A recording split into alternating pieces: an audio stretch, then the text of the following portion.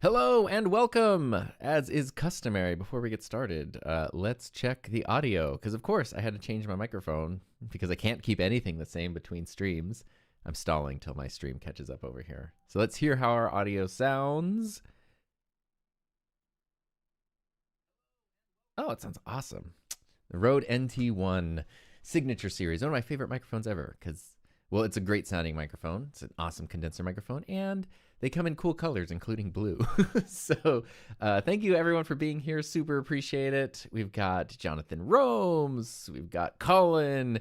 We've got Rena in the UK and Roger in Seattle, which is pretty cool. Let's go Kraken. We got England. Man, we got people all over the place. Vibes are up indeed. So I just wanted to go live. I actually just got done filming a video, and I'm a little bit ahead of my work schedule this week. So instead of diving in and just starting to edit that video right away, which is what I normally do, I was like, you know what? I kind of have the itch to go live. I've been going live more often, trying not to overthink it and just have some fun. Been doing it on Wednesdays lately because that just works. But tomorrow I'll be busy. I'm speaking at a career day at a local middle school, so I won't be able to do a live stream tomorrow. So I figured, why not do that today? Because it's been really, really fun. It's just been super fun. So I wanted to jump in and do some more of that. So we're here to talk about anything, whatever you want. I always put general topics in the title and the description, but that's not like the law of nature or anything. And yeah, we're just going to go through and doing all that, coordinate shirts and mics. It's easy to coordinate when you just default to the blue option of everything. We've also got Germany. We've got Poland. This is an Amazon sweat. I mean, most of my clothes are just from Amazon. This one actually is quite nice. Yeah, I don't know. I had an important meeting in January, and I was like, I need something that's casual but professional looking. And I was like, what is $18 on Amazon that will help me out? The stream. Hey Jim, the stream volume could totally change because I never keep anything the same. I can bump it up in OBS, no problem. And there, I just did that. So if that's too loud, let me know. There we go. And we got Vancouves. We got the Coves. I see a lot of people asking. Let me switch over to my other camera over here. What's up? I see a lot of people asking about this bad boy right here, which I thought about doing a stream based on because it would make sense. This is the Rodecaster Video Core, which is hardcore. I have this, and I'm happy to talk about this more. I haven't made a video or anything for it. I was going to, but I ran into some issues with the beta firmware. Now, once it's released, there's official firmware, but obviously beta firmware is not always, beta firmware has issues. That's completely fine because of that. And then I also had issues with the price, which is a thing we can kind of talk about here. So I'm going to jump back up and just kind of make my way through. I'm sorry if I fall behind in the chat, but I try my best. Because Jonathan, I was actually reading this during the intro. You're asking about the Pocket 3, using it with a teleprompter. It depends on, yes, you can use it with a prompter. I have a video about using it with the Elgato prompter, which is what I'm using right now. There's a couple things in my video about it. I talked about how to use it vertically with this is the battery handle. This will be too tall. It's very hard to do this on the Elgato prompter this way.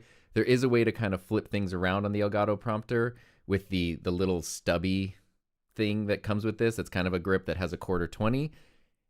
You could also just do it, because yeah, if I turn this on and I'm holding it vertically, it will orient itself to be held this way.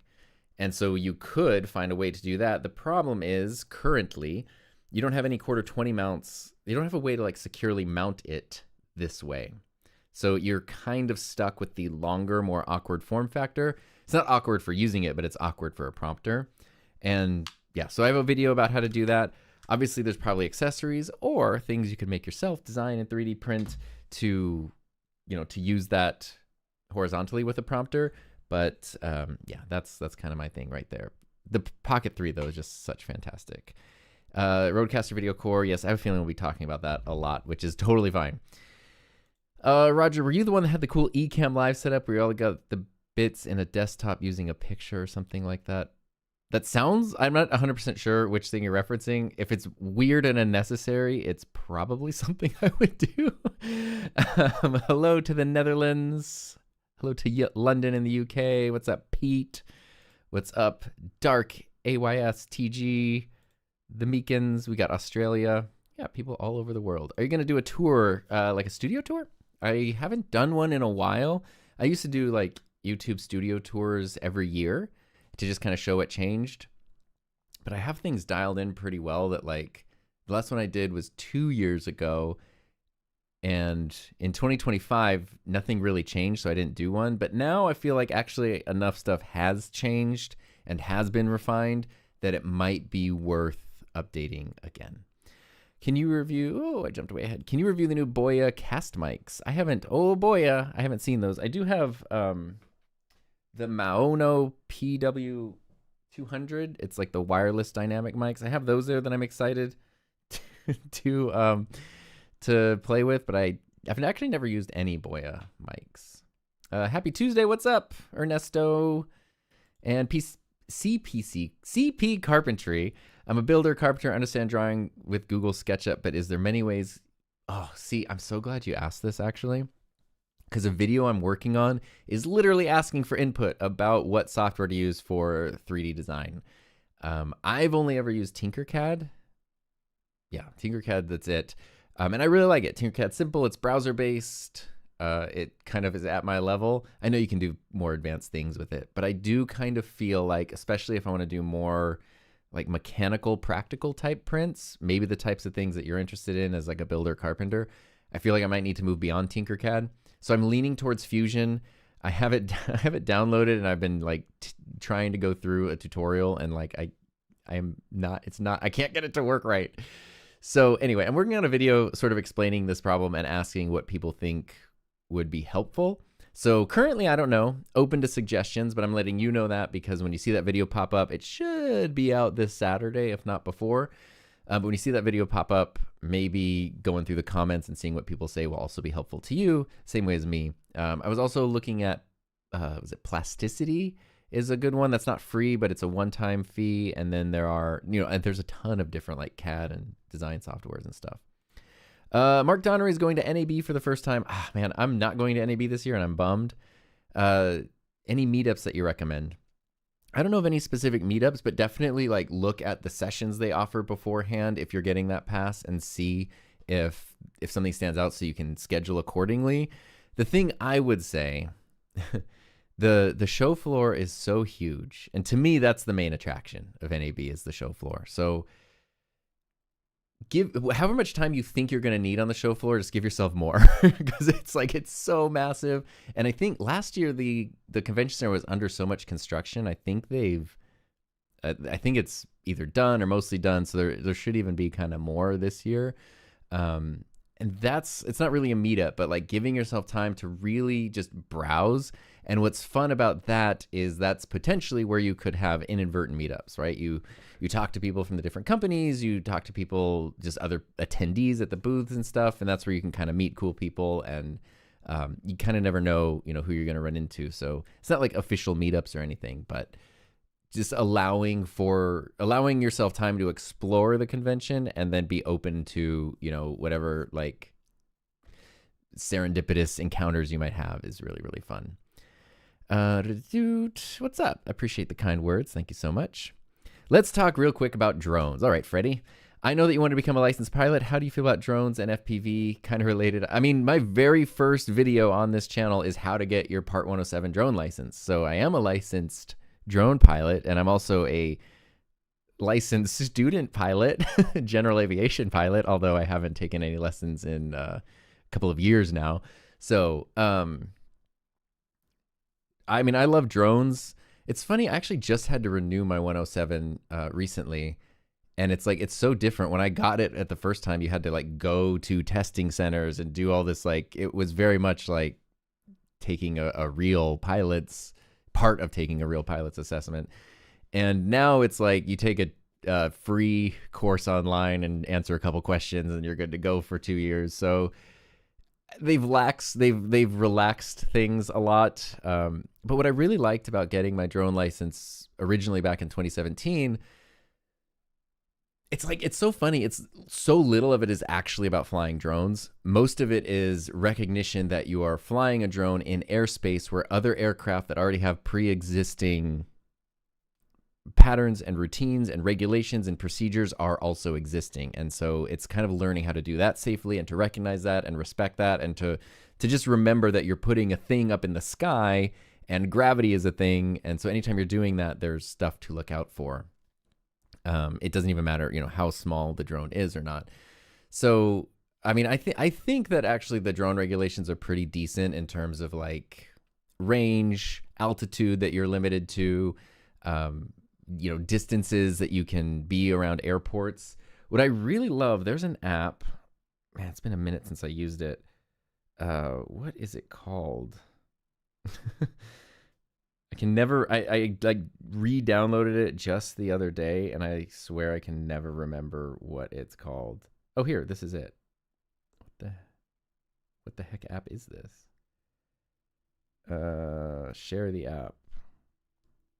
Open Sky. Yeah, this is a great app because it basically lets you look at maps based on your current location or any other location, and then you can pinpoint right where you're at and then see based on your current time or future times or whatever, like if you're clear to fly, not clear to fly, if you need to contact somebody to get permission. It even opens up, the communication for you to contact like air traffic control if you ever needed to do that, which I'd be way too scared to do. I would just not fly. But anyway, I think drones are awesome. I think the drone hype has settled down from like the late 2010s era.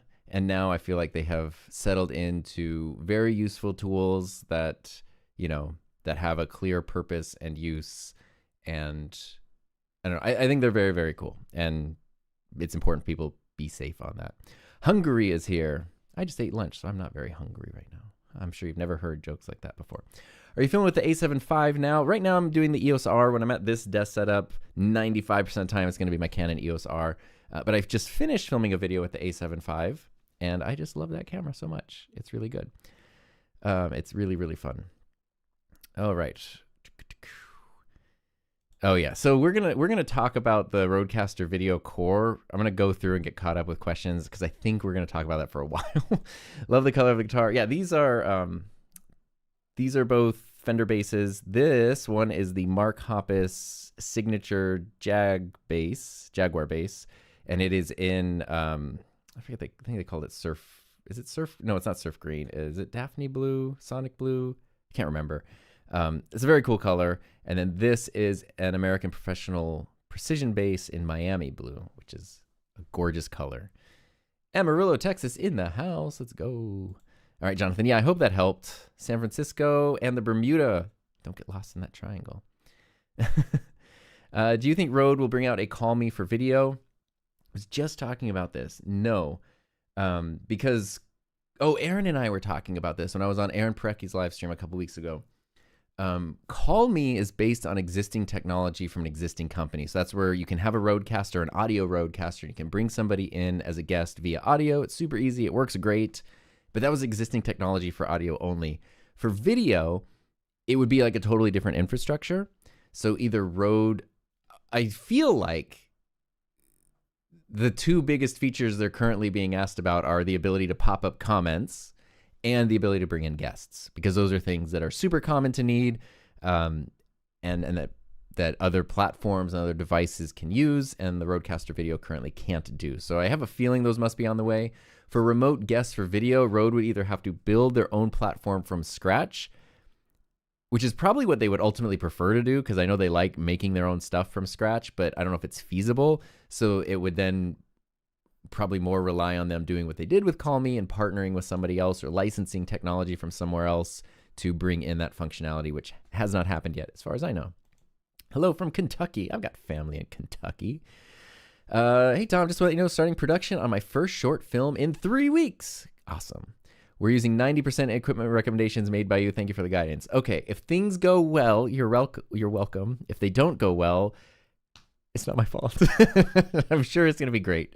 I'm I hope you have an awesome experience with that.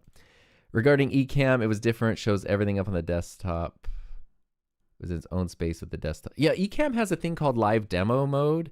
I'm using OBS right now because I'm on my PC, but Ecamm, you can do live demo mode and it will show all your Ecamm windows, but you can set it so that it won't show all your other stuff, like your desktop icons or whatever. So if you have a super messy desktop, it won't show that. It'll just show all the different Ecamm windows. Ecamm is super modular, so you have all these things everywhere. Oh, a world tour, Tombug Live, Aaron Parecki opening. Currently no plans for that, but you never know, you know. We hit that, I don't know, there's yeah, that would be like me just, I don't know, stowing away on somebody else's van or something. Almost got scammed with a fake email from Shure. They're going to get an SM7. That's crazy. Oh my God. That is crazy. Looking to upgrade from a Samsung Q2U with the old micro USB. Yes, Q2U is a great mic. Micro USB is not great. Budget mic for work with Teams, some minor recording. Budget mics. My favorite budget mics to recommend are actually the Fifine mics. Like the AM8 is a great one. I have mine right here, actually. Yeah, here's the AM8. This was like $40, and it's USB, USB-C, and XLR combo. It sounds awesome. The downside to this, which you can't really knock it for the price, is that it's so susceptible to handling noise. If you touch it, move it, you just hear like boom, boom, boom, boom, boom, constantly. And, you know, it's a little bit plasticky, but the sound quality is like way better than a mic should sound at this price point. And that's kind of what they did on purpose. It's like, and we'll talk about the Rodecaster Core, the same sort of thing. You sort of have to, you know, it can't be the best design ever and the highest quality materials and the best quality ever at the lowest price. Like, it's kind of, you know, pick two of these three things. And so they picked low price, good sound. But it is great. But it's, if you're upgrading from if you want to upgrade, okay. If your upgrade from the Q2U is just to get more modern USB functionality, the AM8 or a similar Fifine mic is probably the way to go.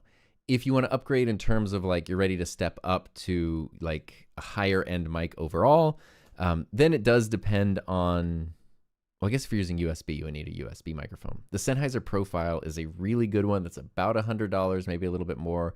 That's like my favorite general USB. You don't need any other software. It has physical controls. It has no handling noise pretty much. It sounds awesome. So Sennheiser Profile might be one to look into. I should check out the Boya mics. I just never have. Shout out to the Discord. Yes, there is a link in the description if you want to join the Discord. Hopefully that link, let me check that link actually still works. Because it shouldn't expire, but sometimes Discord decides, even when you set links, to never expire. It's like, nah, we're going to make that link expire anyway. So you can also go to himynameistom.com/Discord, and that's it right there. If I click on this. Okay, yeah, it's working. It's working. It should continue working. Now I have Discord asking me all kinds of questions. Okay. Yeah, there's a Discord. It's been really fun. We have 180 people in there, which is insane. Any plans for Final Cut Pro on iPad to include automatic live switching? Would save me buying Rodecaster Video Core. I don't know about that, but keep in mind something like the Rodecaster Video Core it is also the capture card. So even if you had software to do automatic live switching, how are you going to get those sources into the iPad, into the computer? That's where like multi-input switchers and capture cards and stuff like that come into play. Jim likes F360, but don't use it for a while and gets rusty. Feel like a lot of relearning. Fusion 360. Yeah, much like flight training, I feel like those are perishable skills for sure. Enjoying all the videos. Keep them coming. Yeah, that's the plan. That's the plan. Been uploading at least one video a week, every week for 9 years. So there we go. Let's see here. I was going to bump into you. So we're actually going to FanFest that week, which is like Final Fantasy 14 convention that overlaps with NAB. And originally I was going to go to NAB and even do like a workshop or two there, but I was only going to be able to be there. Last year I went for 3 days and I was like, that's not enough time. I want to go for more than 3 days. And this year I was only going to be able to be there for a day and a half. And it's just like, when you add in travel and hotel and all that stuff, it just was like, I'm not going to be able to, it's just be chaos. Like I'm not going to actually be able to enjoy myself. So I decided, not to do it. Audio hotline. It's blowing up my watch over here. Speaking of drones, which rhyme with clones, was Jim Carrey cloned? You said you're going to ask me dumb questions and you delivered.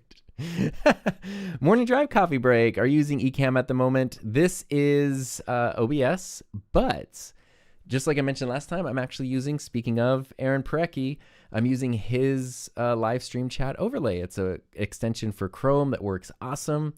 And it's the best way I have found to add comments to live streams that is not Ecamm. And actually something I like better than Ecamm is the way that it handles the chat, because it colors, it like marks out comments that you've popped up. It puts highlighted words. So if you do like Q:, those pop up, super chats pop up. It's totally customizable. It's totally free. So if you type in Aaron Parecki live stream overlay, you can figure that out and add it to. You can add it to other things besides OBS, but I'm using OBS right now because I'm on my PC. Live stream mic pre-levels versus recording levels of headroom, and I'm doing live calls with MKE 600 and the Apollo, but my zooms are really quiet when the preamp is orange, almost red.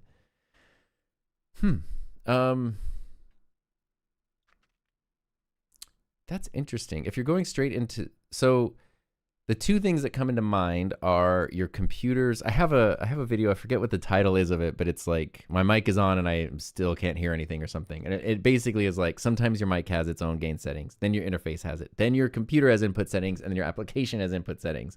So you have all these different places where you're adjusting audio levels, and sometimes they fight each other. So if your Apollo, your interface has proper levels, which it sounds like it does, but Zoom is getting quiet levels, it makes me think the first thing to check would be your computer's USB audio input level. It could be set just really low, so it's not getting the full signal or the loudest signal from the Apollo. If that's set correctly, then Zoom could be doing some weird like noise suppression or something, which is affecting your signal. So if you go into Zoom and you turn off all that stuff, just leave on original sound, that should hopefully help too. Are you using the A7 IV today? Nope, Canon EOS R. But that's because actually the A7 V, the EOS R just lives here, and the A7 V, I was just using it to film a video. I am really enjoying that camera so much. It's awesome. Rick got into 3D printing with the same P2S that I have. Enjoying tinkering. All your videos have been helpful. Yeah, the video I was making today is actually, I just got the, or Bamboo sent the AMS HT. So I have the H2C. That's the most recent video I did. It's a big multi-nozzle 3D printer. The thing is crazy. And the AMS HT is like a single spool AMS. It's pretty cool. So anyway, I filmed a video for that. I'm going to edit that and hopefully have that out soon. Is the P2S loud in my opinion? I think it's... The Prusa Mini has been my quietest 3D printer, but it's so small. It should be. Beyond that, the P2S, I think, is the quietest printer I've had, but it doesn't mean it's silent, right? You can hear it depending on the type of print that you're doing, but it's not like aggressively loud or anything. I wouldn't have it in here while I'm trying to record. That's why the printers don't live in this room. But yeah.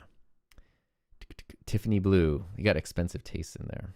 All right, let's talk a little bit about the Rodecaster Core, because I see, Rob is here. What's up?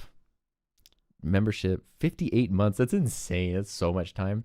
I'm going to come back to some of the questions that I'm missing, but I know we've asked about the Rodecaster Core, and I kind of want to get into that.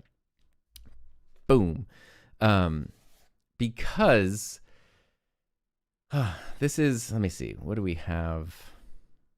Any other specific questions about the Core? Have they updated the Core to now link to your cell phone cam? That would be like through NDI sources, and I'm honestly not 100% sure on that. And yeah, okay. If the software for the RCV Core is the same as the RCV, it may well get the sync functionality. Yeah, so what that is, basically now all the Rodecaster videos, the full-size one, the S, and the Core, you can connect them via USB to a Rodecaster Pro or Rodecaster Duo, and there's now a menu that pops up that says Rodecaster Sync, and then that means your audio Rodecaster can control your video Rodecaster. It's pretty cool.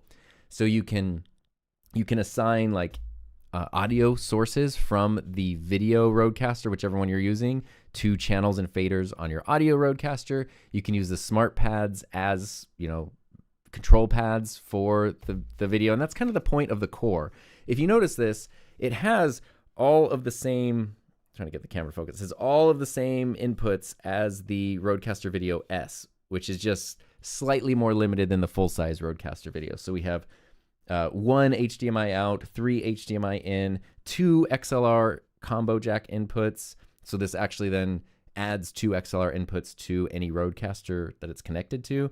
And then we have 4 USB, 2 computer USBs, and then we have webcam, microphone, all that stuff. You even have an Ethernet cable, and yeah.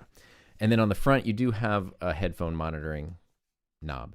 That's it though. If you notice though, there's no other physical controls. Let me go grab, here, I'll show you. We'll just switch to this here. Let me grab my regular Rodecaster video. So here is the full-size regular Rodecaster Video, and this has buttons on the front, right? It can switch between scenes, switch between media, overlays, graphics, switch between camera angles, auto switching. There's a little display here, and then on the back, focus on me. Try to block out the face. There we go. We just have more inputs. So this is the big full-size Rodecaster. And this one, see, this one has buttons. This one has no buttons. And so that's kind of the point. So okay, so let's talk about the good parts, right? The good parts of the Rodecaster Video Core is that Rode, I think, positioned this and framed it really well. And it's what they told me. And if you watch their announcement or their release video that they put out yesterday, they mentioned it very clearly, which is that this is intended. The reason I say intended is because sometimes a company, especially Rode, they'll launch something, this is who it's for, and then it sometimes finds a different place. This is what happened with the original Rodecaster. They're like, it's a podcast recorder, and suddenly it became like live stream mixer, not what it was intended to be. So that sometimes they have to adapt. What the Core is intended for is somebody who has an audio workflow and wants to add in video. So you've already got your audio dialed in, you got your mics, you got your Rodecaster base setup, and you want to add in a little bit of video super simply.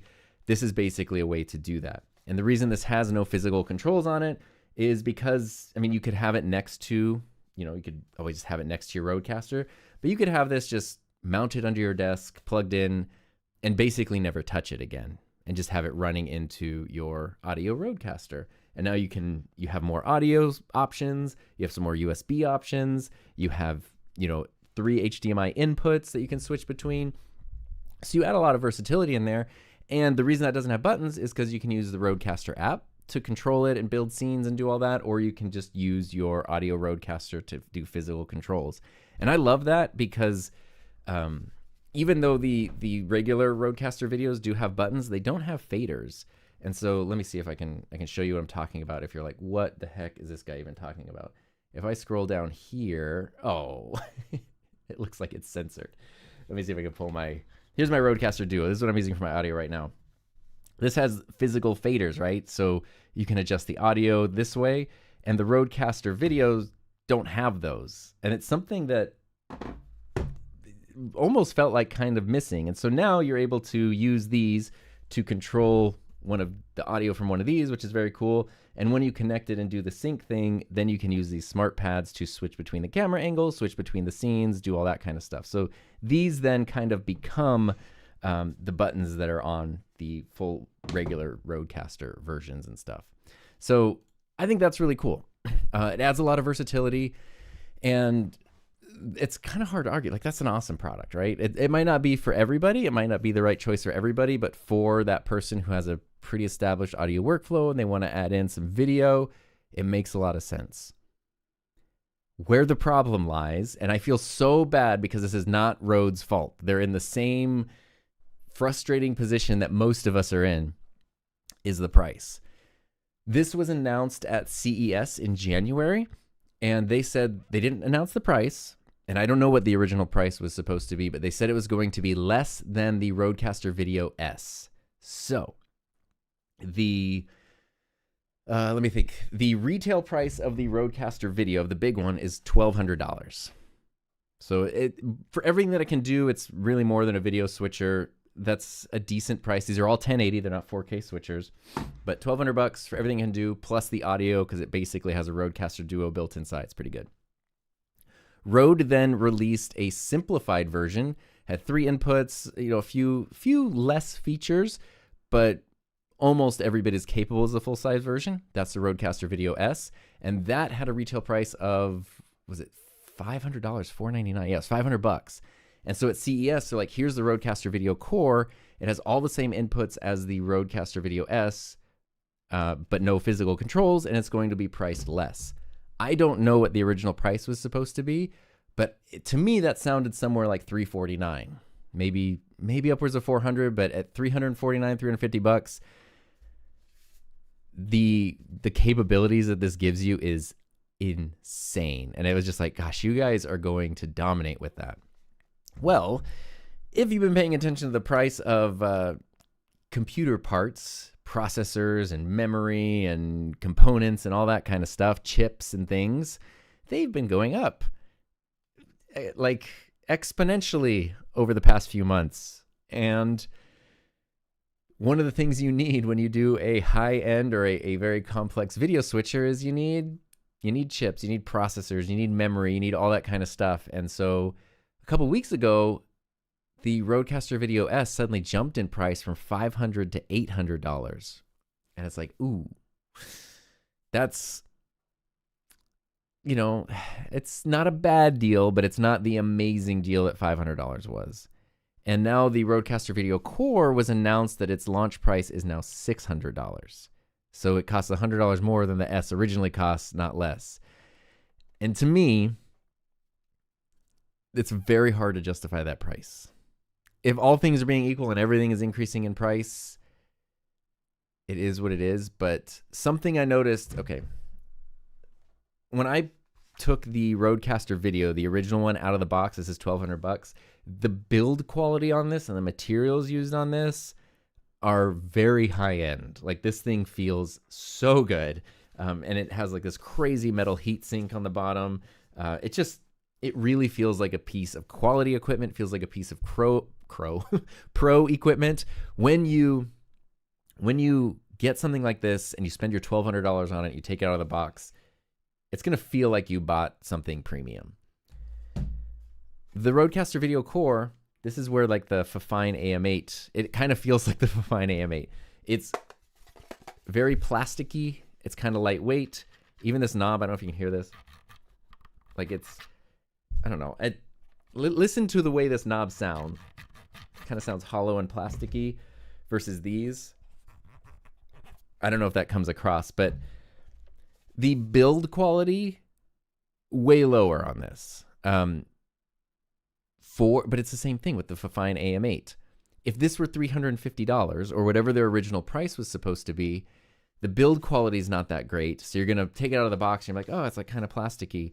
But then you're going to be like, oh my God, it has so much. It's an ATEM plus a Rodecaster Duo. Like, it can just do so many different things built right inside here.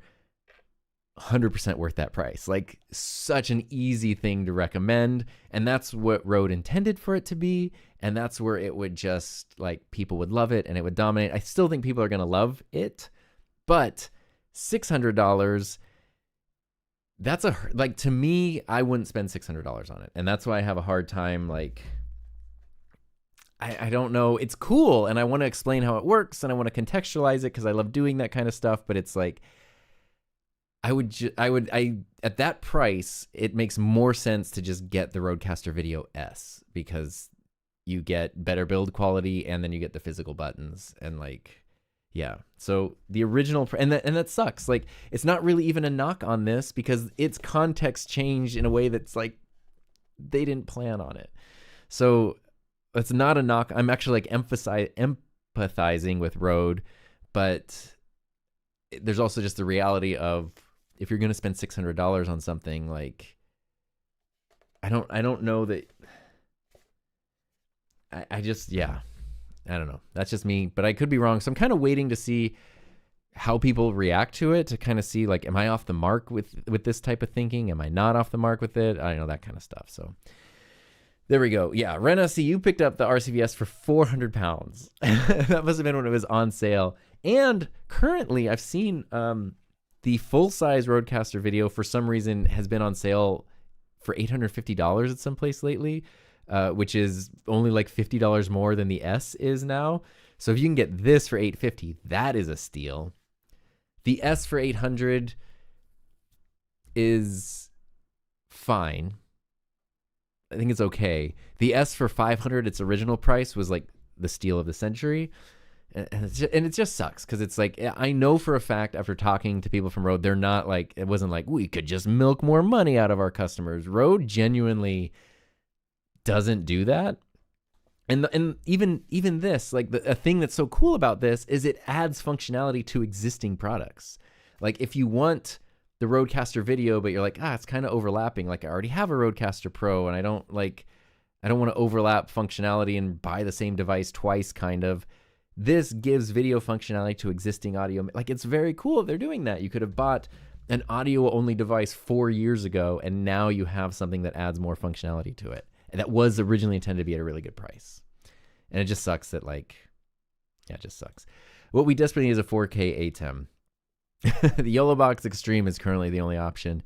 4K, I spent like the past year and a half, and that was my goal at like NAB the past 2 years, was to kind of understand why companies are dragging their feet on 4K. It was literally the first thing when I saw the Rodecaster Video. This was released in September of 2024. I saw it in January of 2024. And that was my first thing. I was like, 4K? And they're like, not 4K. I was like, And to this day, I still like try to push Rode to add some kind of 4K functionality to it.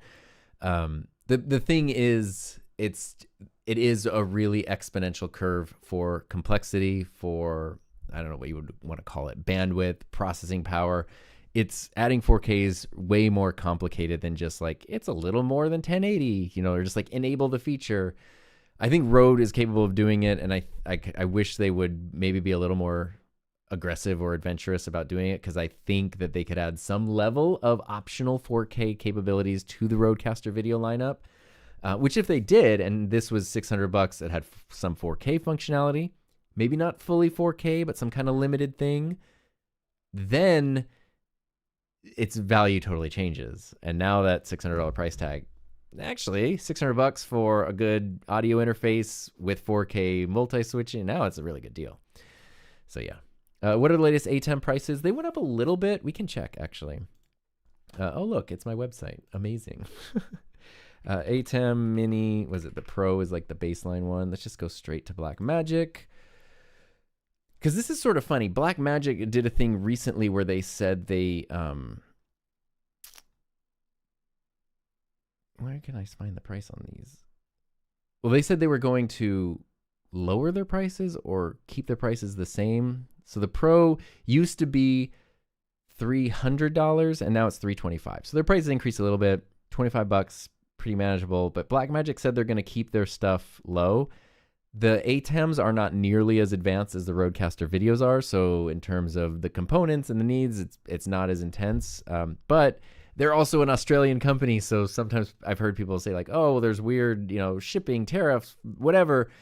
Well, Blackmagic's in literally the same countries, and they're handling their prices differently. So I don't know, but the Rodecaster Video is more complex than the ATEMs are. It's just something to keep in mind.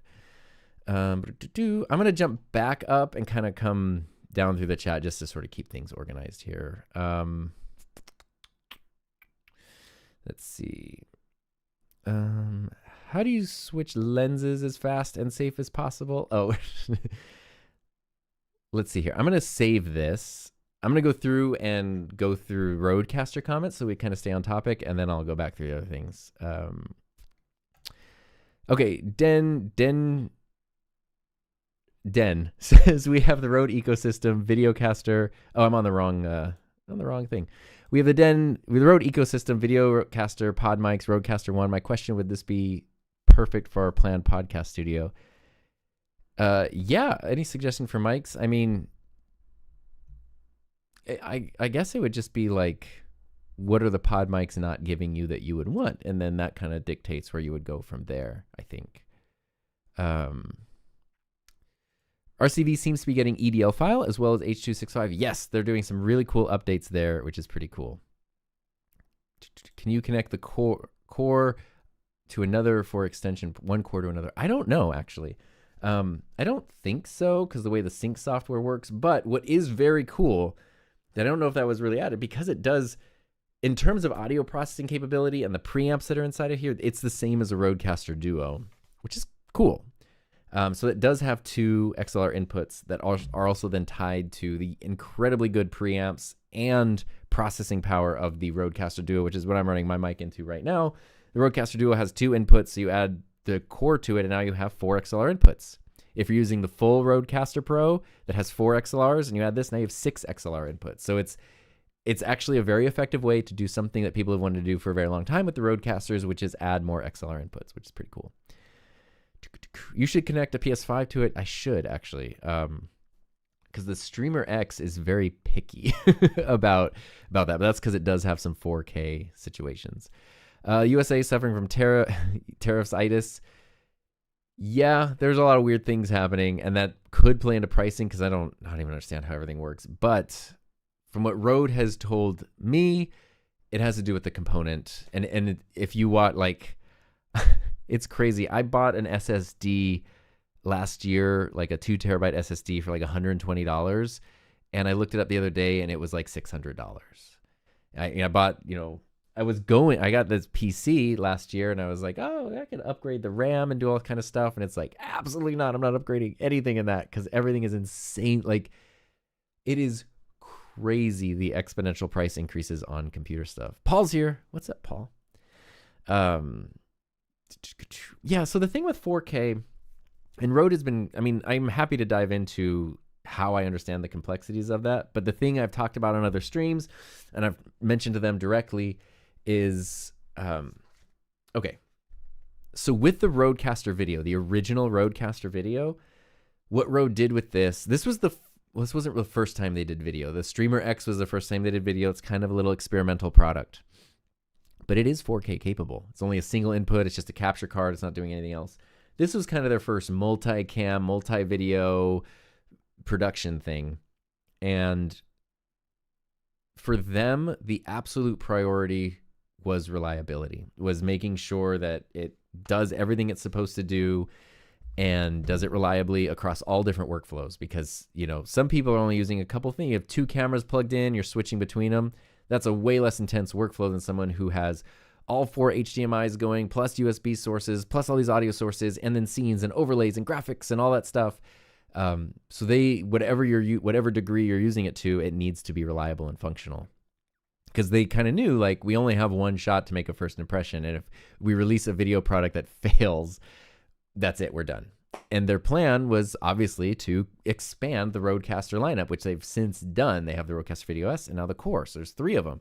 And the Rodecaster Video, they updated it. Like, obviously it wasn't perfect when it first came out. Nothing usually is, but it's been updated. I think it's found a niche amongst production and streaming and podcasting. And, it has the best auto switching that I've seen in any device. It's really fantastic. But the 1080 functionality of the 4K, from what I understand, it has enough processing power to handle some degree of 4K. And what I've compared them to a lot is the YOLO Box and the Rodecaster, because the YOLO Box Extreme does 4K. Granted, it's $2,000. It has 8 HDMI inputs, and 5 of them can go up to 4K 30. The Rodecaster Video, the big one's $1,200, and no 4K. The reason the YOLO Box only has 5 4K capable inputs is because that's the max of its processing power. And so what I like about that is you as the user get to decide what you're, if I want all 8 inputs, I have to be okay with a 1080 workflow. If I want 4K, I have to know that I'm going to be giving up some of my inputs. And to me, that's okay, because I like being able to make that decision. And I personally lean towards fewer inputs, but 4K. And that's what works for me. And so with the Rodecaster Video, what I've been suggesting is that there's like a 4K mode, which when you're doing everything that this does, it's not just 4 4K sources or 4 1080 sources. If this were 4K, every time you're doing an overlay, every time you're doing a picture-in-picture, you're doing multi-split screen things, it's now processing all these different 4K signals at once on top of each other. That's incredibly taxing for a device to do. And So I get that. So my solution is, what if there's a 4K mode that just, it is now just a switcher. We don't have the fancy stuff. We don't have the scenes and the overlays and all that. It's just, I choose camera 1, 2, 3, or 4. Maybe if there's a vague way to do a picture-in-picture or a single split screen or one graphic, so it's limited basically. And then I get to decide as the user, okay, I want 4K. I'm going to limit my functionality. I want all the bells and whistles. I'm going to do 1080. Because if this were 4K, being able to have it at my desk just running into OBS or Ecamm, where I could then add in graphics and overlays and stuff, it'd be my main capture card. My main switcher. But at 1080, even though I know I'm using a 1080 camera right now, we don't need to talk about that. At 1080 for regular production stuff, it doesn't fit everything that I need. So I use it for long form stuff like podcasts where I don't want, that's also another thing to bring in mind. Do you want, if you're doing a podcast, an hour or 2 hours of multicam 4K footage? Probably not. But I think some degree of 4K that is in there, and then the user decides when and how they want to use it, even if that means limiting other functionality, I think would be very important. Thanks for the comments on mic levels and live streams. Someone called me for work at the same time. I hope that helps. How's the blue do today? I'm not feeling blue. I'm just in blue. If I connected the RCV and the core in OBS, would I be able to use the core fully? So what you would do there, I haven't experimented with this exact workflow, but when you have the core connected to your computer, you can open the Rodecaster video app, same as you've been able to do with any of the Rodecaster videos for a while, and you can build scenes and switch between and control it through there. So you don't have to have an existing Rodecaster, but that is the intended workflow. Oh my gosh. In the UK, the core is $60 more than the S. That's insane. That is absolutely insane. Yeah. That is, it just sucks. And I genuinely feel bad for Rode because their original idea of like, let's release an essential version of this that adds functionality to existing products and put it at an incredibly competitive price is a brilliant idea. And they, for reasons beyond their control, they couldn't do that. And it sucks. It really sucks. Doesn't the YOLO X Ultra do 4K? Yeah.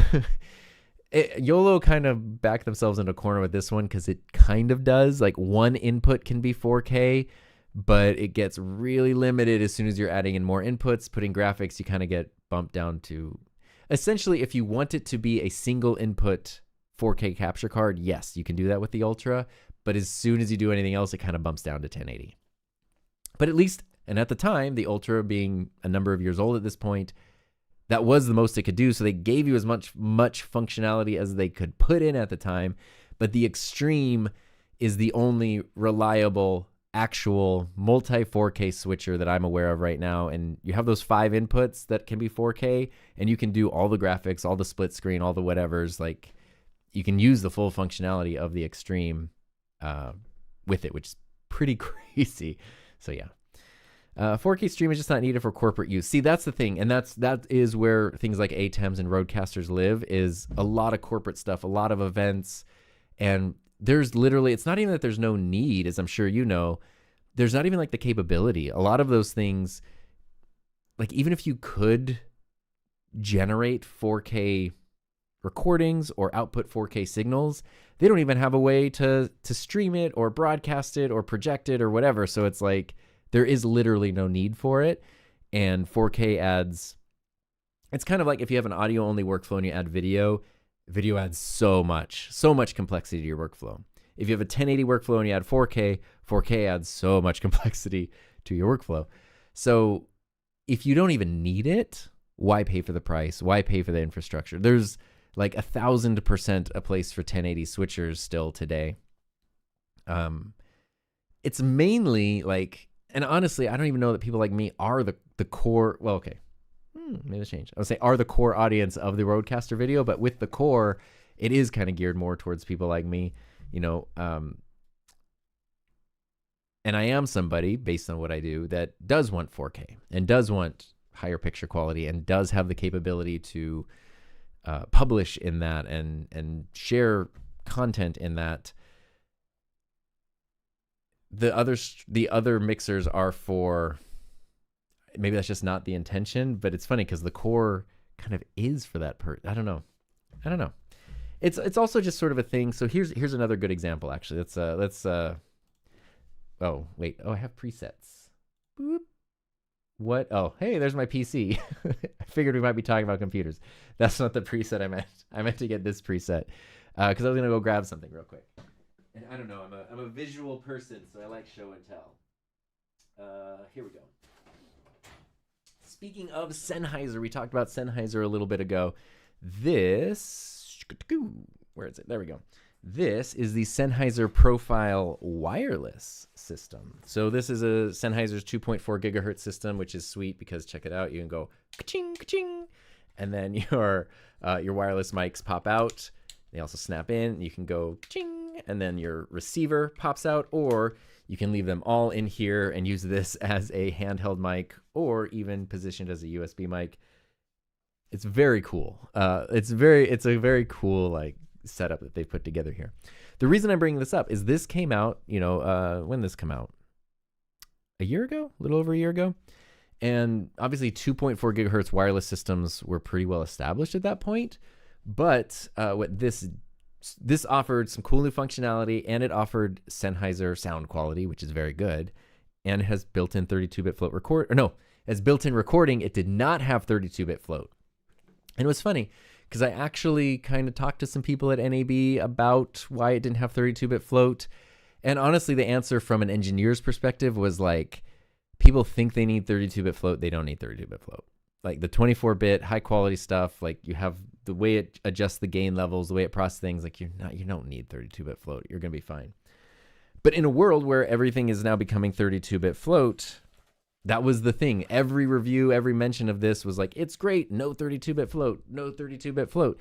And finally, after, 6-7 months, Sennheiser released a firmware update that added 32-bit float to it. And it's like, whether or not it actually needed it, now nobody can say anything, right? It kind of shuts everyone up. And sometimes you got to do that. Like it is beneficial. It's nice to have 32-bit float, but sometimes you got to just shut people up. And I think adding some level of 4K capabilities, even though a lot of the main users might not even be the thing that they necessarily need, could just shut people up a little bit. Shut me up a little bit, right? If you want me to shut up, add 4K to it. The Streamer X is 4K, and this is where things get confusing. The Streamer X is a single video input, and it does have HDMI pass-through, and it has a single XLR audio input. So it's really cool if you just want good audio, a single video source. It's good for that. It's good for capturing consoles and stuff for gameplay. And it's 4K, and it came out before the Rodecaster video. So I think a lot of people like myself were like, well, if Rode already released a video product a year before the Rodecaster video came out, and it's 4K, obviously the Rodecaster video is going to have 4K capabilities. And then it didn't. The difference being that the Streamer X does nothing. It's basically a cam link. It does nothing except capture the 4K signal. That's it. There's no mixing of other signals. There's no overlays. There's no anything. It just sends a 4K signal out, and that is much simpler than mixing multiple 4K inputs with all the overlays and graphics and all that kind of stuff.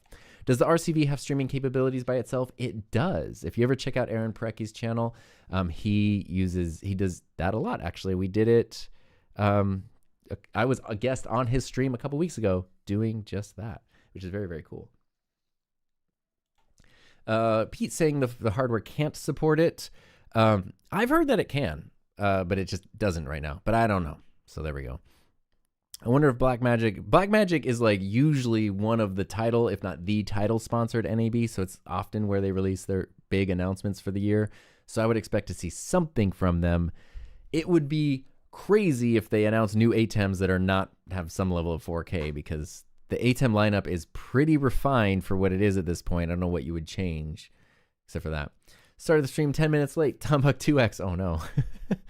Still able to make out the words. Great. I'm happy to hear that. Sometimes when I upload videos to YouTube, I watch them back just to make sure. Every once in a while, something weird will happen. Like you'll have a properly exported video that's the file's perfect, but it uploads to YouTube and like a weird artifact or a blip or something will happen. So I always watch the videos back after they're uploaded and processed just to make sure. And usually I'll watch them back in at least 2x just to kind of save time. At that point, I've seen the video so many times, like, I just want to get through it. But it's funny because if I watch it at 2x and I switch back to normal and just at this speed, I sound drunk. I sound like I'm just like, and then the microphone has a USB. It's funny. Would you make a 3D printed under table bracket mount for the RCV core? Yes, that would be perfect. I think part of the intention is that it could just sit on your desk.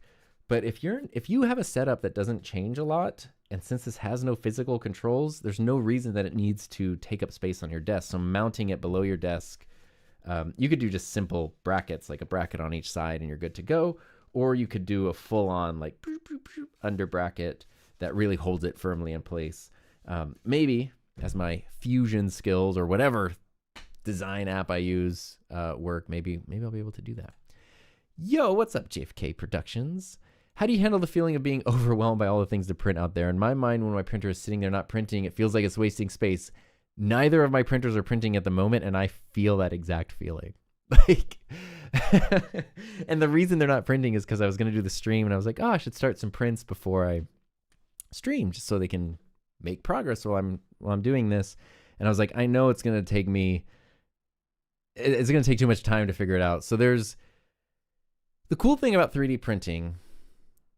It's funny. Sometimes it feels so overwhelming and then it's like, wait, what do I do? But when you first get your printer, if you've never done anything like this before, you go onto a site like Maker World or Printables or whatever, and you just see everything. Like here, let me show you.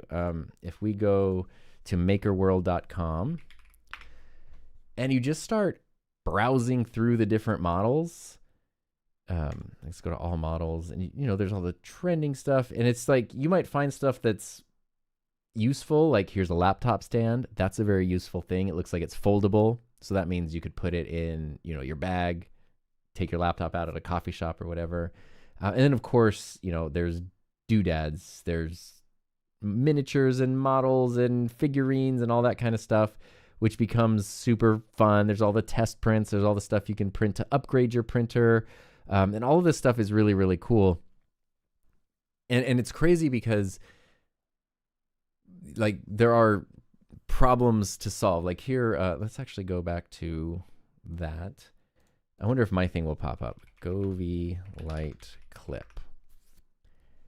I wonder if I can find my print this way. Yes. Okay. So here's a print I made because I have a Govee tube light that only came with adhesive, and it used to come with these clips, but it doesn't anymore. So my wife has the older version that came with clips, so I took one of hers, went into Tinkercad, modeled it, and then used it so that way the light is held up better, and then put the print on there. Nobody else had this problem at the time, but hey, look, 7 people have liked it. I don't know how many downloads this print has, but was it 17 downloads? Look at that.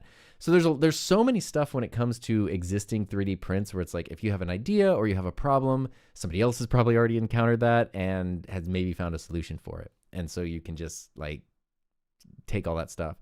But you do hit the point where you have an idea, or like the Rodecaster Video Core. This was just announced yesterday. It's not I have a pre-release version that Rode sent over.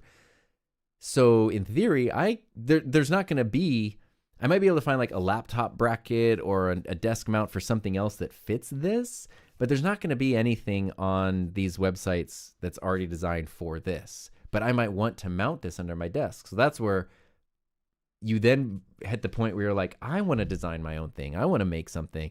And then you dive into the world of like, how do I do that? Which is where I'm at now, is the like, I really want to make more of my own stuff. And I think I'm ready to move beyond Tinkercad, I think. But I'm not sure. Tinkercad might also be the best choice. Steven says, on my Rodecaster video, the wireless NDI cameras, iPhone 17s for me, are looking oversaturated. Oh, that's weird. I mean, I guess that makes sense. It's 2 different cameras. They're just going to look different. I don't know if that's NDI or what, or just iPhone versus the Panasonic. The Rode's color adjustments are not super strong, unfortunately, yet. So that is something that I hope gets added an update, which I'm sure they're aware of. And it's good, the thing with all companies, but Rode especially, is very, like, they really are listening to what the users are saying. And I know, I'm sure they have their list of like, we need to add this, update this, all that.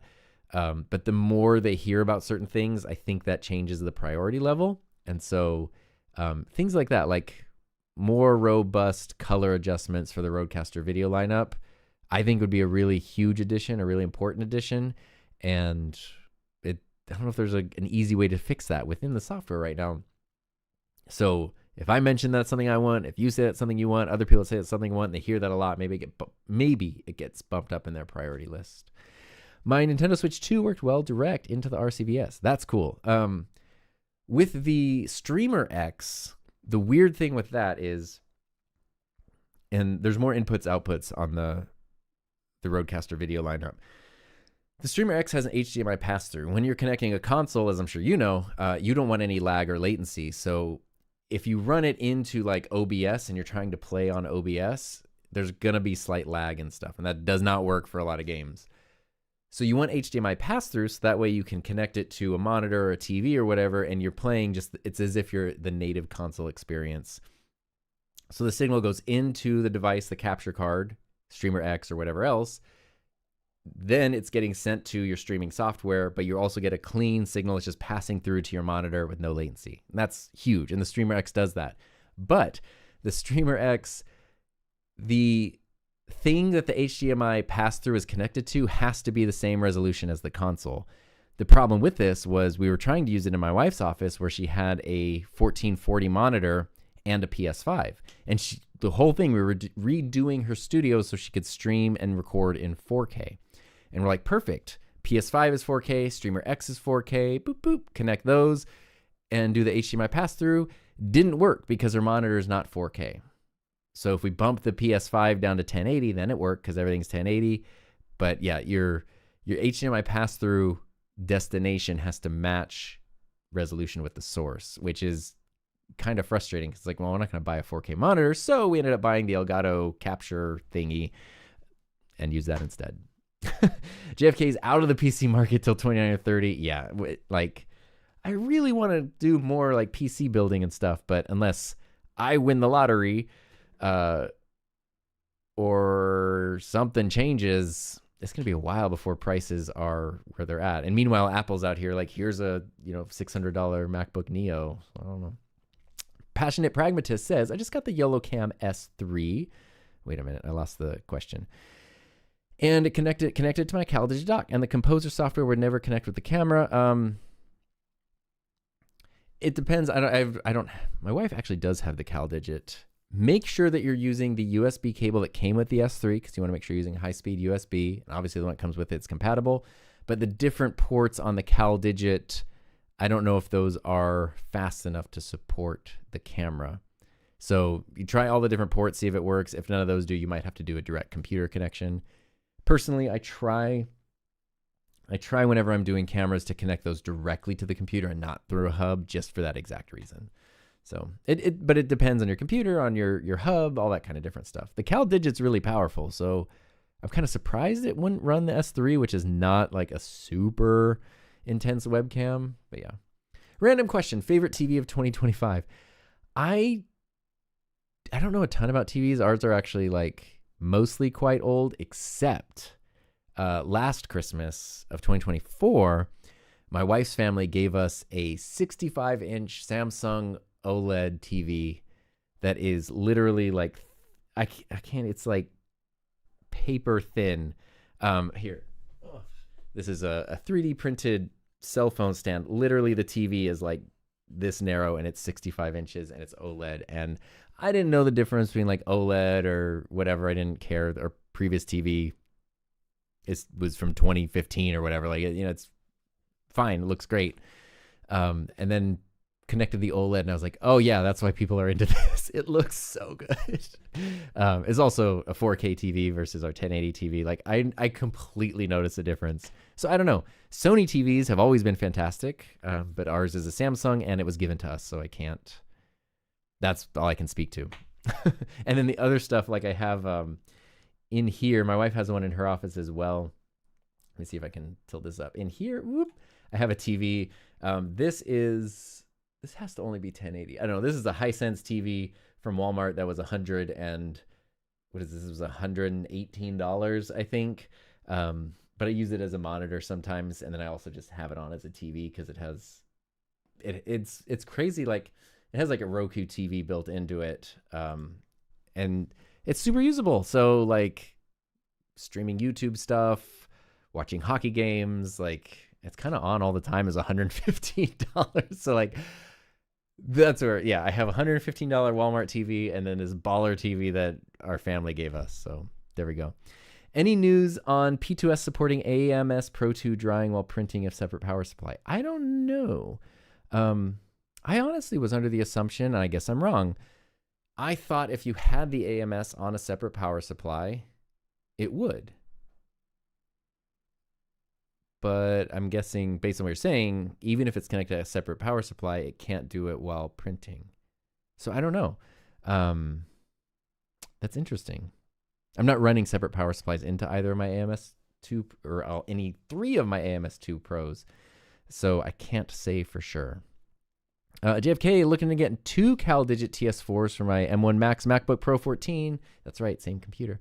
I'm worried if using 2 of these devices. I think the CalDigits, at least the one Heather has, I don't know if it's a TS4, but hers has its own power supply. And I think that really helps because the MacBook is now taking in the information. It's not trying to provide a bunch of power.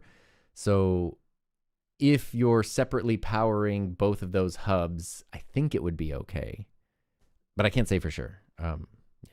What lens are you using right now? And what lens would you suggest for a 2-person interview podcast talking headshot? This is a full frame camera.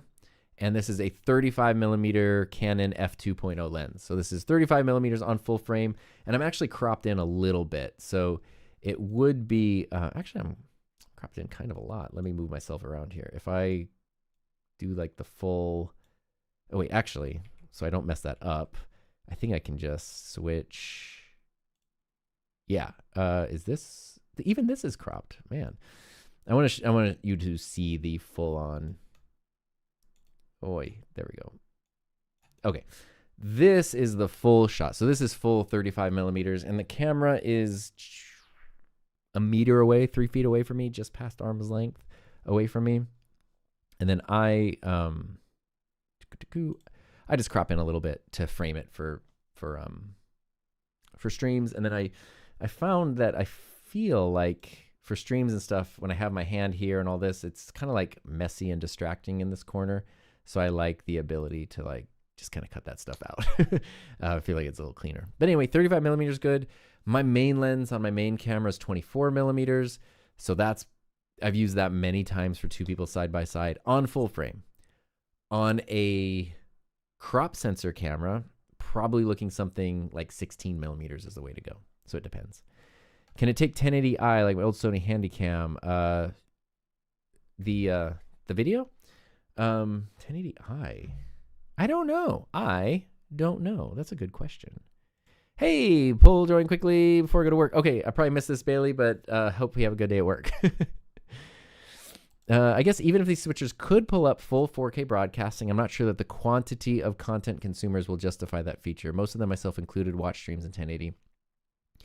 This is something that the companies are aware of, right? Like they know there's anytime you post anything, like they make any kind of announcement about a switcher and it's not 4K and you go to read the comments, that's it.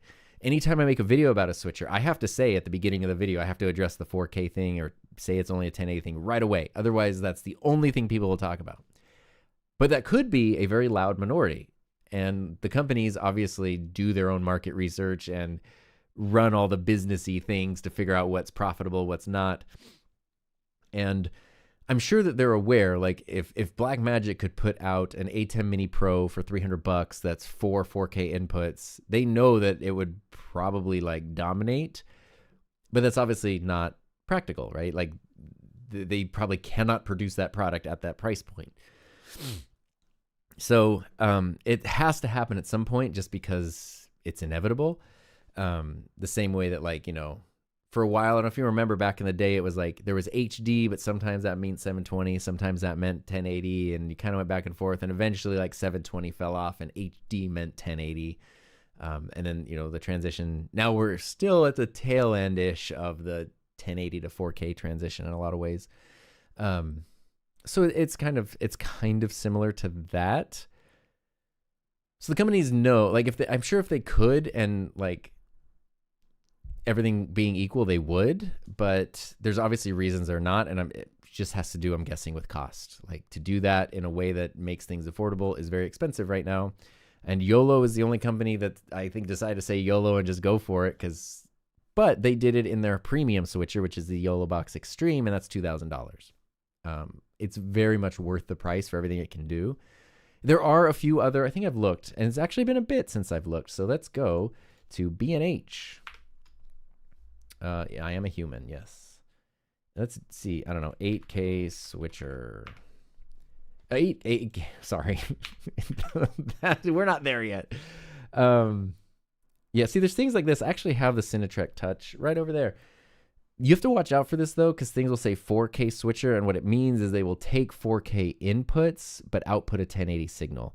And the reason that's beneficial is, I could be recording in 4K on my camera, sending the signal to a stream or whatever, but then saving the 4K originals on the camera internally or whatever, instead of having to switch the camera to 1080.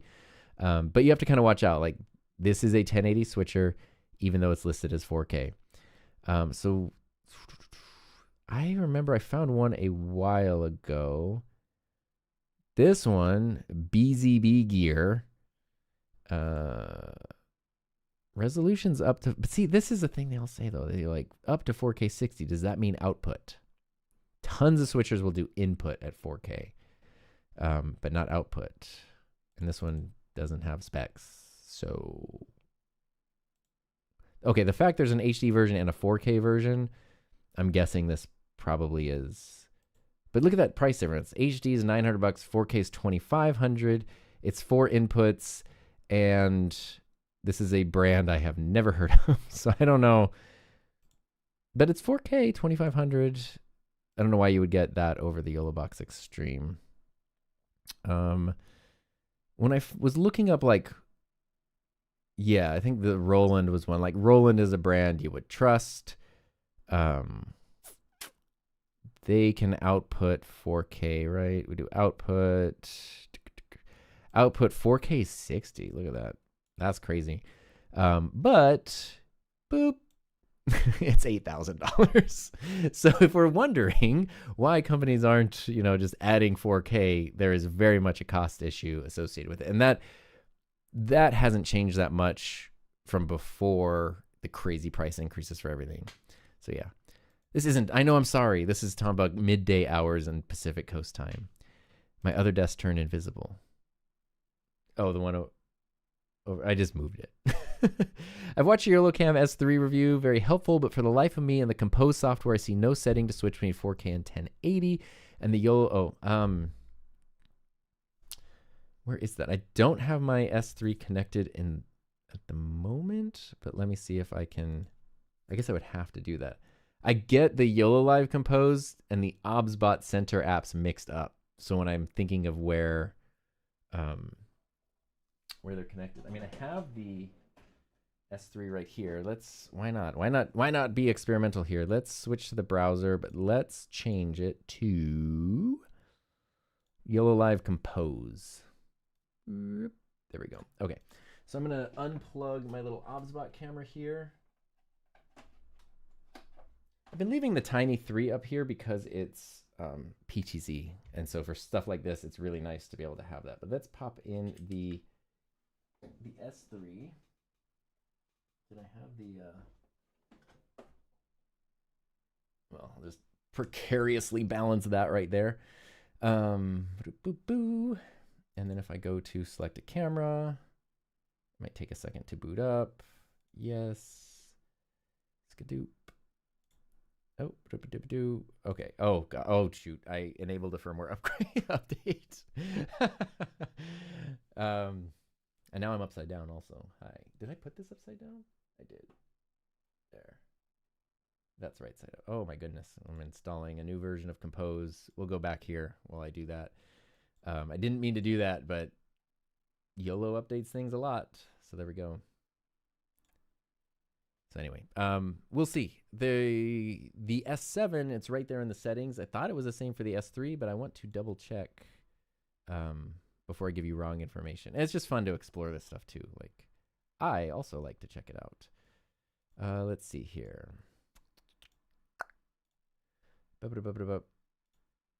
Okay, there we go. There's the S3. And video settings, right? Oh, frame rate. Yeah. Why?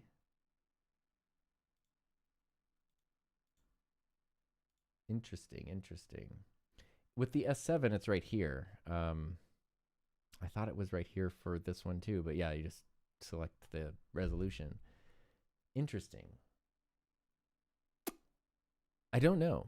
I'm wondering if that means, like, say I were to select this in OBS right now, if it would just, like, if we go here, and now instead of the tiny, well, maybe I shouldn't mess with that. I was gonna say, I wonder if I select it as a 4K source, if it's just gonna force it into 4K mode, which is very interesting. So honestly, I don't know. But if nothing else, I can confirm you're not crazy because the setting is not there, which is very weird. Let me put that away safely. And then I wonder if I saved my presets on the tiny here. Oh, I think it did. Let's see. Obsbot tiny 3. Oh, why can I not choose that now? Oh no, did I mess it up? Oh, I don't know what I did here. There it is. Tiny. Oh, Lord. I need to resize that. Doop and doop. There we go. Tiny 3. What's up, buddy? You're back. Let's change this preset. And preset number 2. Oh, shoot. I just went to preset number 2. I need to add preset number 2. Update it. There we go. Cool. So anyway, we did a little bit of investigating and we sort of found an answer. If you do make an underdesk bracket mount, adding a headphone hook would be amazing. That's true, right? Right? Oh my God. That's a great idea. So a bracket that goes here mounts this and then just has a built-in headphone hook so you don't have to have another thing to attach for that. Oh, I love that. Bowls Promo TV printed a side grip for the Tail 2 remote covers. Oh, yeah. I wonder if I downloaded your design. Because I did find one and download and print that. It has these weird, like, circuit. It almost looks like a Nintendo Switch controller on this side. It's very strange. But I downloaded that. And this one came with a bracket. I think it was this one that came with that. Came with an undermount desk bracket, so that's where I keep the remote. If that was your design, it's amazing, and I love it. Where'd you get that last shirt? Surfer shirt, black and blue. Amazon. Pretty much all the things... Yeah, they're either from Amazon or Stitch Fix, mostly. Since Target stopped selling Massimo stuff, yeah, I don't know where to go. Love my Rodecaster Pro 2. The USB hookups, the 2 USB hookups, pretty crazy. Yeah, and the way they've added all the routing controls and the virtual channels, it's kind of nuts. Yeah, it is pretty nuts. Oh, super chat. Thank you so much. I appreciate time and energy starting new YouTube channel myself and respect your approach. Cool. Well, all the best on your new YouTube journey. I hope it's super successful, but above all, I hope it's really fun. I think that's the most important thing. Correct. Currently, the P2S, which is the bamboo printer, one of the bamboo printers I have, does not support printing and drawing at the same time. It can only do them separately. Think it's a firmware update that'll support it, though, in the future. Yeah, I feel like a lot of people would really want that. Ryukin, what's up? Just want to hop on and say, by the way, I have a surprise in the server. Yes, I will go check that out. Somebody was asking...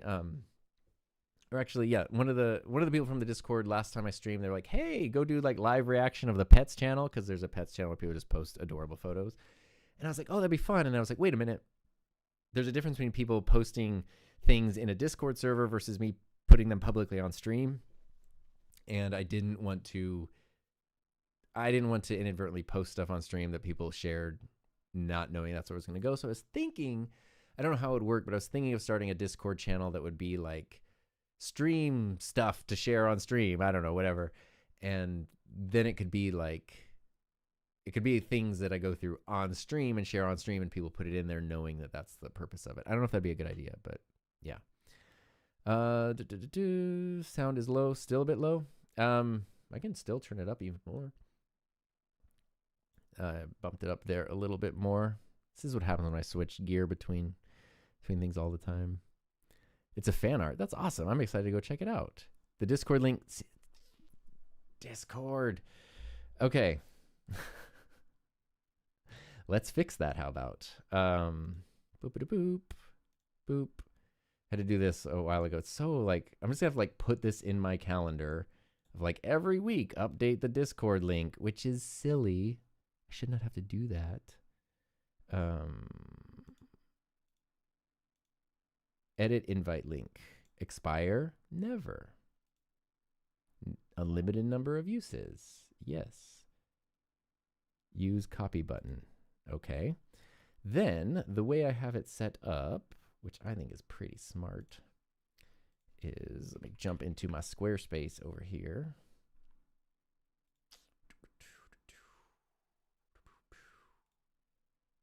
And where's the website? Yes, so I can show you this. Would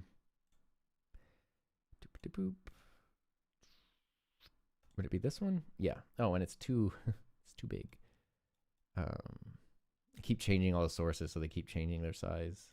I'm still relearning OBS too, by the way. OBS also, I mean. So if I go to my pages, I have the Discord page, which is just a link.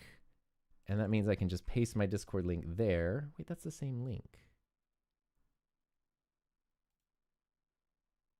What? Okay, on me, if I go here, it says that it's working. So it should be working. If it still says expired, I can continue to troubleshoot, but should still be working. What mic are you using and your audio interface? This is the Rode NT1 Signature Series. It's a condenser microphone. I love it a lot. And then I'm running it through the Rodecaster Duo, and I'm just using the NT1 preset. So if you want to know what that means, if I go here and I turn off processing, this is now what the mic would sound like just straight out of the box into any interface. Out of the box, it's a great sounding mic, but if I turn on processing now, it just sweetens things up a little bit, and Rode has a lot of very cool presets built into the Rodecasters that I really like. You can tweak things and build your own custom presets, which is cool to do sometimes, but I found for most of what I do, their built-in ones are great. How do you back up your videos on a NAS, external SSD, or do you use a cloud service? We have a NAS. We have a Synology DS920 that has 4 bays, and each one has a 16 terabyte drive in it. And it's set where like the 3 of them are backups and the third one is like a redundant, I forget what it was called. I set it up a number of years ago, I forget. But I do all my editing on my MacBook Pro, and the current stuff I'm editing lives there because it has a 2 terabyte hard drive or 2 terabyte SSD, and pretty much 1.6 terabytes is always available at least on there. So that's where I just dump all my raw footage, edit on there, and then when I'm done with the project, I archive most of the raw footage, not all of it, but most of it to the server and the finished projects and the thumbnails and all that. If all our computers were connected to Ethernet, then I could, in theory, just edit off of the server because it would be fast enough, but we just don't have Ethernet throughout the house, so they're not. So I don't. Have you checked out the filament recycler? Oh my gosh. Is this the thing where you like fuse filament together and you can like make your own spools? I was just looking at that the other day and it looks really cool. I don't know if it's a gimmick or not. Have you tried the laser and or the cutting module? No, I have not on the H2C. The laser sounded cool, and then I learned about like how intense you have to be with ventilation, and like I am not equipped to install that level of ventilation. So not sure. Yeah. Oh yeah, K9 Striker, it was you who talked about the pets thing, which is 100% something I want to do. So that channel was a thing. Oh, babe, I just woke up from my nap and you're live. Almost ran to your office. Did you eat lunch already? I did. I had a tuna wrap and some Cheetos. and some peanut butter M&Ms because I needed energy before the stream. And now camera follows laser. That's cool. I did notice, which I'll do like I'll probably do an H2C P2S like direct comparison, more direct than like the initial impression video I made. And then once I've had the H2C for longer, I'll probably do like a follow-up, like, 100-day video or a couple months video or whatever. One of the things I've noticed that I would bring up in those videos is both of the printers have 1080 cameras. The P2S's camera is like leaps and bounds above what the P1S had, but the H2C is even better, even though it's still 1080. So it's a perfect example of like not all quality at the same resolution is equal. The H2C is like phenomenally clear. I don't have it connected in here. I wonder if it would show up on my phone. Oh, technology is a thing. Watch this. Let's open up Bamboo Studio. I don't have anything printing right now, like I mentioned. But let this studio not want to open. Why don't you want to open? We'll see. And if you look at the cameras on the two printers, they're very different looking cameras, so they don't just have the same one. For some reason, my Bamboo Studio is taking a long time. I was gonna just like open up the printer cameras and show you, and maybe I'll be able to do that. Let's see.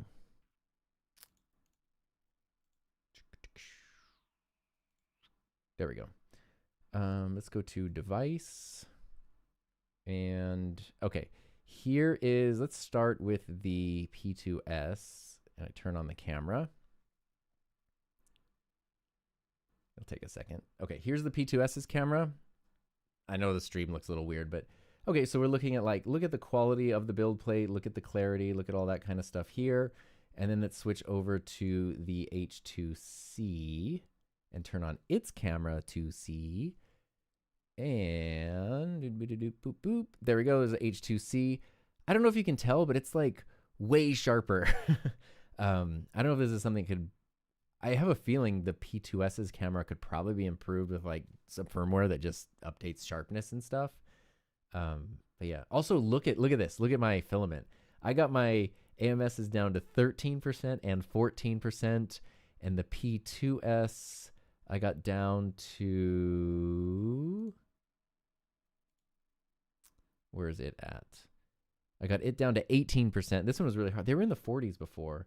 And for some reason, it's not picking up the AMS HT that I just added. I don't know why it's not picking that up. Weird. Who knows? All right, we'll cancel that. Badoop, and we'll go back to main. There we are. Your volume is really low. No, you're like the fourth person who said that, so it's definitely not you. Then I can just bump it up here. There we go.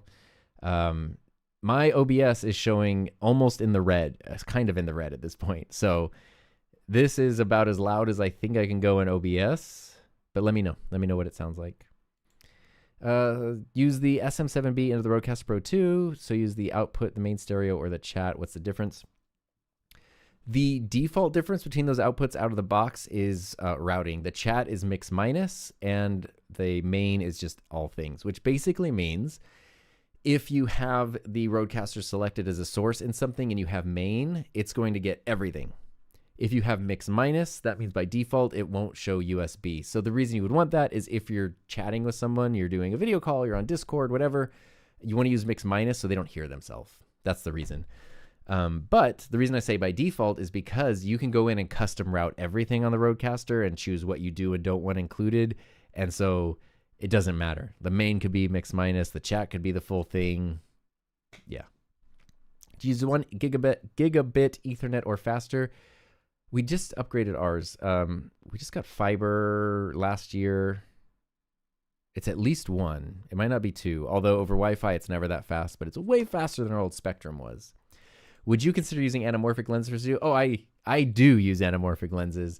The reason I don't use them more is because mine are all manual focus, and I'm a solo production person, so it's very hard to keep things in focus and everything, but I use them a lot. And it's funny because usually when I'll use them, I'll mix them in with other footage. So like the anamorphic thing will have the black bars and I'll cut to like B-roll footage that's normal and back to the anamorphic. And a lot of times it really makes people mad. the difference in aspect ratios. If I filmed everything with the anamorphic lenses, I could then upload the video in full anamorphic aspect ratio, which I'm sure would still piss people off. And another thing that I've done though is used an anamorphic lens cropped in, so it's a shot like this, but then I'm able to like pan over. So if it's, I know I'm going to be adding a lot of graphics or something, or like screen recordings to the side of me, you then have like a lot of space to work with in a really cool dynamic way, which is fun. RAID array, that's it. Might be the words you're looking for. Yes, James, what's up? What table to hold your H2C? It is, I can show you this. That's a great question. Let me see if I can find a browser. There we go. Let's go to YouTube. Heard of it? Go to my own YouTube. Okay, the H2C, that's this printer, the big one. I put a link in here. It is on this table, or stand really. I found a really sturdy, it's a stand for, a big office printer. And so it can hold, I think, 180 pounds, and it has wheels. And so that's what I put it on, which is cool because it's a very big printer. And like, if it's on a full size thing, it could be very intimidating. It's probably not the most ergonomic. My plan is, since that's in a separate room, is put it on that. And then when I want it in here for videos, I can just wheel it down the hallway into here. I've not done that yet. I've actually found a way to film in there that I kind of like the way it looks. So I'm kind of just doing that when I need to show the printers. But this has worked really well. It's super, super sturdy. The P2S though, let me go back here and look through some of my videos. The P2S, when I got that, I have like these workbenches in here. These are all too narrow for the H2C because it's 20 inches and most of these are like 18 inches deep. So it wouldn't even fit on these, even though they're sturdy enough. The P2S will fit on any of these, and that's kind of a great way to do it. But where's the P2S? Here it is. I think I put a link to the table I used for this. Yeah, I ended up wanting less of a, when I got that printer, I wanted like less of a workshop-y look. And so I found this really cool sturdy coffee table that like works really well. It's not, I mean, I did have the H2C on here for a while, but it kind of looked like it was bowing a little bit in the middle. So down here, actually added an additional metal leg in the middle to kind of like boost it up a little bit. But this is more than enough for the P2S and an AMS, no problem. And it's a really nice, like it's a very decent quality table. It has little drawers and storage and stuff. But it's not enough. It's not sturdy enough for the H2C over a long term. But what's kind of cool, I can kind of show you the shot I was talking about. It's in this video. Yeah, this shot actually. There we go.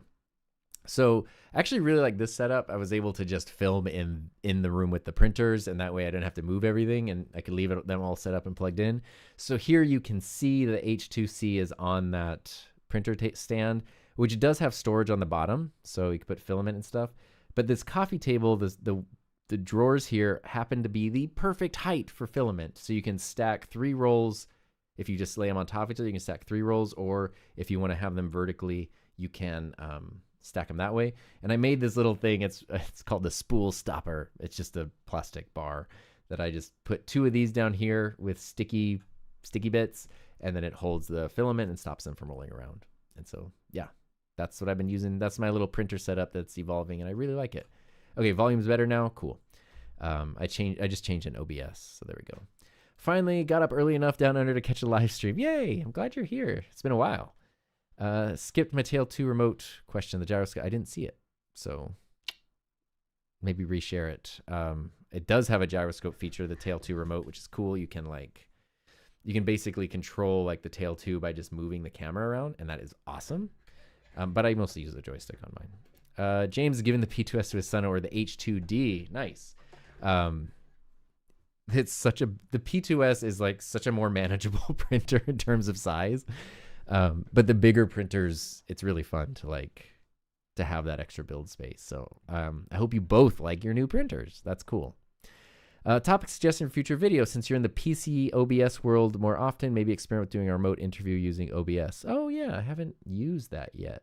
It's crazy that you can do that for free in OBS. It's nuts. On your H2C, have you figured out how to use the side spool, the one not in the AMS, for their primary color, and then use the AMS for all your other colors? Yes. So yes, but today I just attached, well, okay. When Bamboo sent the H2C, they also sent it with the AMS HT, which is the single spool AMS, but it didn't get delivered in time. So I set it up and used it just with the AMS2 and then the external spool holder. And then I ended up, when I put it in with my other printer, since I already had 2 AMS units on the P2S, I promise, if you don't know what I'm talking about, I swear it makes sense. I had 2 AMS units on the P2S, and I figured, well, okay, it makes sense to actually use 2 AMS2s on the H2C. So that's what I have on the left nozzle, is a full AMS2, because it's basically the same capability as the P2S. So why not? And then today I added the HT as a second filament source for the P2S. So that's what I've done, but it's really, really nice. And when I was doing the video where I compared them, I was comparing speed and waste and everything. I was doing everything on one nozzle on the H2C, the one that changes filament, because I wanted to see the single nozzle direct comparison. But if I had used both nozzles, it's way faster. Like if you're using one filament from the nozzle that doesn't change, and then you use the other one to swap out, the switch time is like 8 seconds or something between them. It's really, really fast. So that would have even been more efficient. And that's really what you would do normally. What are you using your 3D printers for? You've gone all in on expanding your printer hardware. It's so, yeah, I mean, I don't want, I'm a hobbyist 3D printer. So print stuff I don't do a lot of like figurines and collectibles, but every once in a while I'll do those because they're fun. But I do lots of just simple things. Like even here is a little Pocket 3 stand. So that way when you need to charge it or whatever, you can just set that there. I have under desk mounts all over the place, phone stands, which are super helpful. I did all the Gridfinity stuff. I actually have a video that talks about some of the stuff I've been printing around. But I'm moving into the point where I want to work on designing my own stuff for fun and to share. So I need to improve my 3D design skills. And that's really, I'm just excited to learn how to do that. I don't really have like a bigger purpose other than that I'm curious. So hopefully that goes somewhere interesting. What I didn't want to do when I got my first 3D printer back in 2016, oh my gosh, you know what? I should show you this. This would be like really funny. If I go to my channel, this is now just like my personal Google Drive, and I go to oldest videos, which is a little embarrassing sometimes. Yeah, my 5th video on the channel was a 3D printing video, XYZ calibration cube. And I wonder, oh my gosh, so young. Let me see if this will pop up. So much less gray hair. But yeah, so this was less than a year after I got my first 3D printer. I got my first printer at the end of 2016, and this is summer of 2017. So I got one of these Monoprice minis, and then I got the second one like a month later. And then I wonder if we're seeing any of the other printers. Yeah. And then I got this one, which is a Monoprice. It was the Maker Select Plus. It was one of their bigger ones. I got that like 2 months later. And then over my shoulder here, you can see the Prusa. This is the MK2S. And that was where I was like, I want to get that one. I had to pre-order. It took like several months before it got here, because it used to be really hard to get Prusa printers. They took forever to arrive. So those were 4 printers, and then I ended up with the Monoprice Delta Mini, which is funny. Humbug Delta is going to sound like I'm doing like a flight video. But yeah, I did the, I used to make a lot of 3D printing videos. This was when did I make this video? This was March 2018. I got this printer, the Monoprice Delta. So that's 5 printers that I had basically within a year and a half of starting to 3D print. And 4 of those were in the first few months. And it got overwhelming. So, and then I gave one of the minis, one of the Monoprice minis, I gave it to a former student. The Delta I donated to the engineering program at my school. The Maker Select I donated to somebody else that I knew. I still have my original Monoprice Mini, which I recently did a video on. The Prusa MK2S I ended up donating as well. And then I just stuck with the Prusa Mini. So I was like, oh my God, like, and those are all such tinkery printers. Those are all printers that, like, if you want to print something, we'll get ready to like spend a bunch of time setting things up and calibrating and fine tuning and adjusting and printing all. It just was like, it was really, really fun. And then it became like a hassle. And so that's why I was like, I'm just going to keep one simple, the Prusa Mini on hand for when I need to make something or I want to make something. And that's kind of it.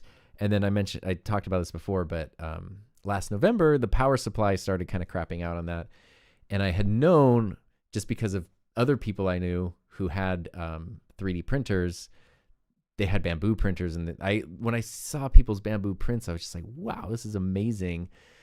So I knew I was going to get a bamboo printer. And then I ended up with the P2S. And I was actually really adamant about, like, I don't want to do that again. I don't want to get a printer and then have 5 printers. Because it was just like so overwhelming. It's hard to maintain them all. I think it's natural when you get a 3D printer, you're going to end up with a bunch of filament. That's just part of it. And that's fun. Different materials, different colors. I don't mind that because you also use the filament. The P2S came with the AMS2. Let's look at, can I bring back up my thing I did that was like the shot? I guess I'll just go back to it here. Because this is like the closest shot I have of my current setup. So I had the P2. Oh, it would be helpful if you could see this. I had the P2S, which is this one right. No, oh, Tom, you're blurred it out, buddy. Oh, buddy, too much exciting B-roll. Okay, the P2S came with the AMS. So this was my setup here with some filament. And I was like, this is very manageable and very practical. And the bamboo printers require so little tinkering. You can just turn them on and print. So it's like you spend more time printing than working on the printer. And that's what I wanted. And then, though, I didn't want to get a second printer, but I was like, you know what? Another AMS where I can store filament. I can select the different sources. Even though this doesn't have the multiple nozzles, being able to just have 8 filaments or 8 colors, 8 materials ready to go at all times was like super awesome. And to know that they're they're properly sealed and stored, it's just really cool. Bamboo reached out a couple of months ago after I had talked about essentially like purge waste on the P2S and that it can create a lot of it. They reached out and they were like, hey, we recently released the H2C. It's kind of our new flagship printer. It kind of solves the problem that you're talking about, and we'd love to send it to you to check out. No obligation or anything. And I actually told them no. I really appreciated that, and they were super nice, but I was just like, I don't want to be, here's my 10 printers, and it's just like, I didn't want to do that again. And I was also like, I just got the P2S. I want to learn more about it. So I spent more time kind of hanging out with the P2S, and then I was just researching the H2C, learning more about it. And then eventually, a couple months later, more recently, I was like, I'm actually curious about it. I think having the multiple nozzles, and there is something to say, like, I don't want 5 printers for what I do, but there is a benefit to having 2 printers. Whatever 2 you combine, it is nice to be able to print 2 things at the same time, or, maybe the printers specialize in different things or whatever. And the H2C kind of takes down the barrier of like any multicolor, multi-material pressure. So you want, like, I don't have to worry about, with the P2S, I am a little conscious of like, how are the colors integrated? Is this going to take a long time or create a lot of waste? And with the H2C, I don't even have to have that thought at all. So that's super cool. So they just have different specializations, different uses. But this little setup right here, and as of today, I added the HT, which is just sitting on the desk here. And that is ideal. So I'm sure it will change. This stuff always kind of evolves and changes and grows and stuff. But that's kind of where I'm at. I'm not looking to have like a print farm or anything. Tapper Pass, the GOAT. Thank you. Watched the PodMic USB video and bought one. It's miles ahead of my old. Oh man, the PodMic USB is great. Mine is right here. It's a great mic because since it's USB, it essentially you have access like all of the processing you would have in a Rodecaster just through the software that comes with the USB mic. And then the pod mic is a mic that on most voices out of the box needs a bit of EQ, but that one makes it so easy to dial in that then it can sound really good on a lot of voices. What a baby. How's it going to the H2C? It's great. I've had 0 issues. I've been printing a ton with it, and it's a lot of fun. I love that printer. If you would demonstrate the gyroscope feature, I actually do show it in, I don't remember which ObsBot video, but I have included it in videos and I have done it on live streams. I don't think I have a camera. I don't think it can work with the Tiny 3 unless I'm wrong. But I do have it in some of my videos. I feel like it was just recent, but I can't think of which video it was. But it is very, very cool. It is in a video. Any suggestions for a USB mic for mobile use like my phone? Oh, buddy, 150? Why don't you put away most of that money? Because now we're going to go into home shopping. Let me introduce you to this right here, the Hollyland Lark A1.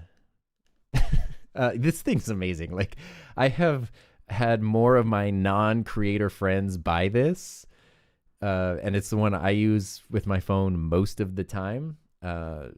This thing is amazing. Let's see if we can go look it up real quick. Oh, wait. No, this is the proper tab. Lark A1.